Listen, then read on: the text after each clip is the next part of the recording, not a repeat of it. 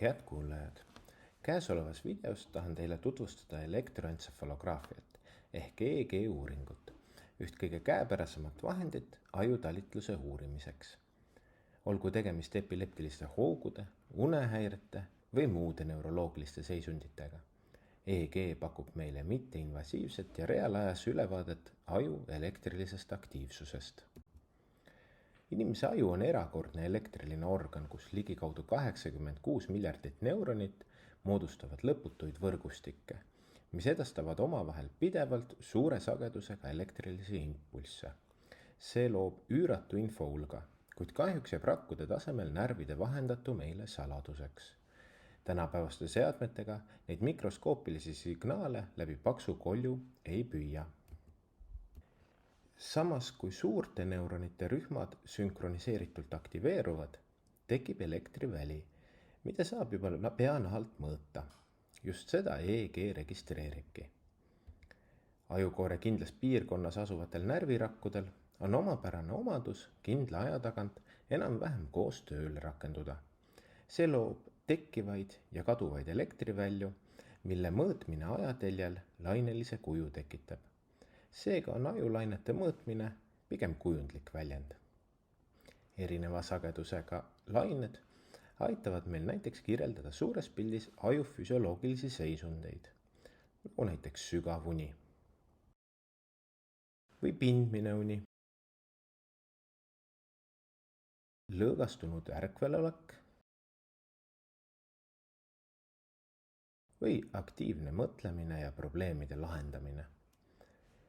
Mõtteid kahjuks EEG seadmega lugeda pole võimalik. EEG uuring leiab enim rakendust epilepsia diagnostikas.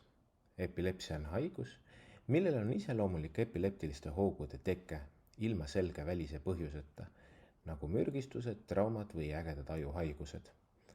Epilepsia mõjutab üle 50 miljoni inimese kogu maailmas, olles üks levinumaid neuroloogilisi haigusi. Epileptilise hoo puhul nähtavaid sümptomeid põhjustavad just suured haiguslikud närvivõrgustikud, mis äkitselt sünkroniseeritult aktiveeruvad. EEG on selle tuvastamiseks kõige õigem uuring. Märke haigusest ja tõusnud hoogude riskist võib tuvastada ka hoogude vahelisel perioodil, kui inimesel endal kaebusi ei ole.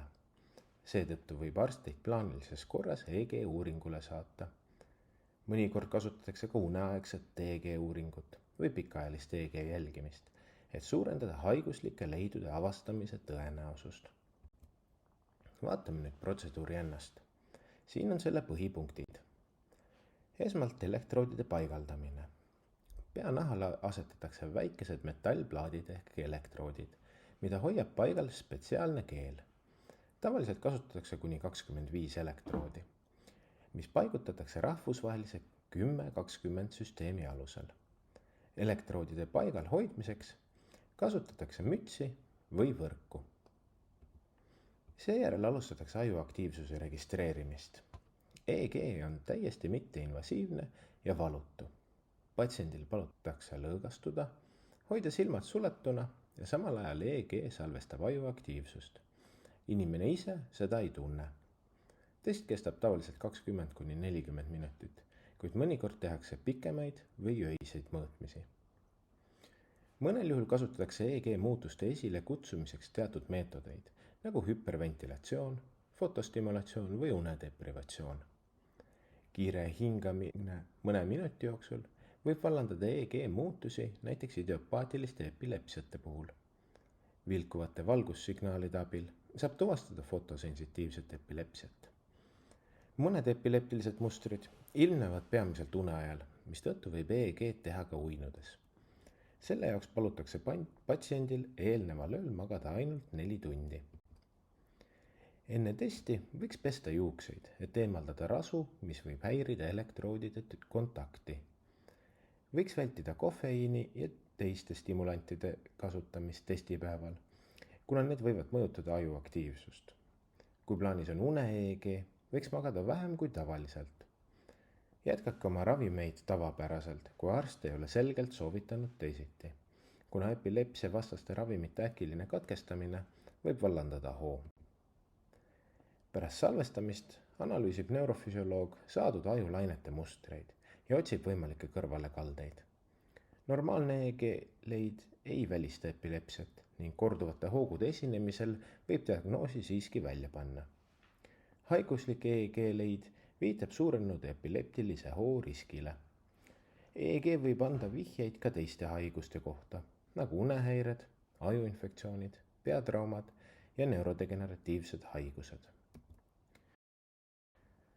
Tänapäeval areneb EEG pidevalt. Kõrge eraldusvõimega EEG, millel on kuni 256 elektroodi, võimaldab detailsemat ajuaktiivsuse kaardistamist. Arenenud tarkvara suudab ajuaktiivsust ka ruumiliselt ajus lokaliseerida. Kaasaskantavad EEG-seadmed võimaldavad kodust jälgimist ning tehisintellektil põhinev EEG-analüüs muudab tulemuste tõlgendamise kiiremaks ja täpsemaks. Antud võimalused on ka Eestis kasutusel. Kokkuvõttes on EEG üks võimsamaid, ligipääsetavamaid ja informatiivsemaid meetodeid neuroloogias. Olgu see epilepsia diagnoosimisel, ajutalitluse jälgimisel või teadvuse uurimisel. EEG mängib jätkuvalt olulist rolli meie arusaamas inimajust.